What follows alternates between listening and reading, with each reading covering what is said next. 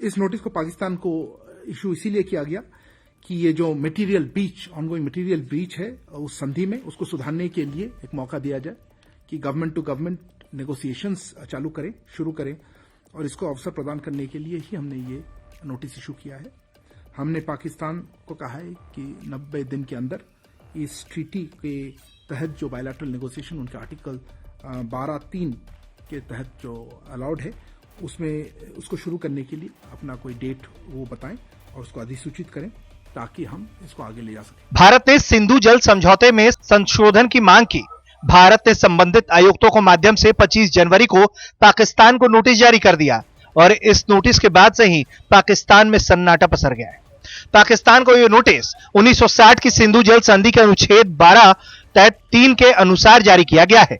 दोनों देशों के बीच 9 साल की बातचीत के बाद 19 सितंबर 1960 को सिंधु जल संधि पर हस्ताक्षर हुए थे।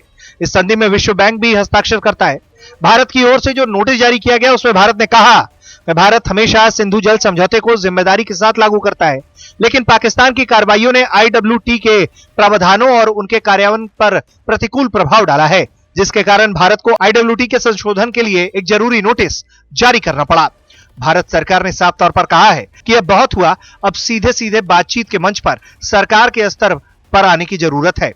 इसमें जो कुछ गलत हो रहा है उसे तुरंत रोकने की जरूरत है। इसीलिए भारत सरकार ने सीधे पाकिस्तान सरकार से बातचीत के लिए नोटिस जारी किया है और कहा है कि वो सीधे सीधे कोई डेट इस पर जारी करे कि वो कब बैठक करेगा। हमारे जो भारत के कमिश्नर फॉर इंडस वाटर्स कहलाते हैं, उन्होंने अपने पाकिस्तान काउंटर पार्ट को जो सिंधु जल संधि के मॉडिफिकेशन के लिए उन्होंने नोटिस जारी की है, जो 1960 की जो ये संधि है।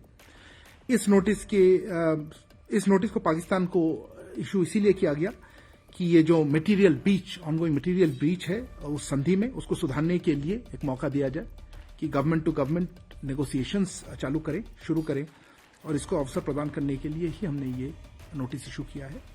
हमने पाकिस्तान को कहा है कि 90 दिन के अंदर इस ट्रीटी के तहत जो बायलैटरल नेगोशिएशन उनके आर्टिकल 12(3) के तहत जो अलाउड है उसमें उसको शुरू करने के लिए अपना कोई डेट वो बताएं और उसको अधिसूचित करें ताकि हम इसको आगे ले जा सकें। अभी तक मुझे ऐसा कोई खबर नहीं है कि पाकिस्तान ने जवाब दिया है।